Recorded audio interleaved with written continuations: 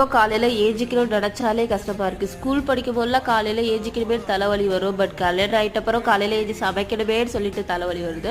நிறைய சாப்பாடு தொலைக்கி வச்சுட்டு நானும் அது மட்டும் அழகா டீயை போட்டு குடிச்சிட்டு ஸ்லிப்பர் வாங்கலான்னு ஷாப்புக்கு போயிருந்தோம். பட் அவருக்கு வாக் பண்ண கம்ஃபர்டபுளானு சொல்லிட்டு ரிட்டர்ன் பண்றதுக்காக இன்னைக்கு கொடுக்க போயிருந்தோம். ஒரு வழியா வந்துட்டு எக்ஸ்சேஞ்ச் பண்ணி முடிச்சுட்டு அப்படியே பழமுதிர் பக்கம் நான் திரும்பி தக்காளி வெங்காயம் மட்டும் வீட்டுல இல்ல, மத்த எல்லா காய்கறியும் கரெக்டா இருந்துச்சு. ஸோ தக்காளி மட்டும் பார்த்து பார்த்து வாங்கிட்டு வரும்போதே வந்து சிக்கன் வாங்கிடலாம்னு சொல்லிட்டு வாங்கிட்டு வந்துட்டேன். ஏன்னா டின்னருக்கு வந்து டிஃபன் தான், அதனால சைட் டிஷ் வந்து ஏதாச்சும் கிரேவியா இருந்தா நல்லா இருக்குமேன்னு சொல்லிட்டு அவ்வளோ மலையில பையன் தூக்கிட்டு அவன் தூக்கம் கலைஞ்சிடக்கூடாதுன்னு சொல்லிட்டு அந்த மலையிலேயே 2 கையை வச்சு இறுக்கமா தூக்கம் கலையாம கூட்டிட்டு வந்துட்டு கரெக்டா பெட்ல படுக்க போகும்போது முழிச்சிட்டா.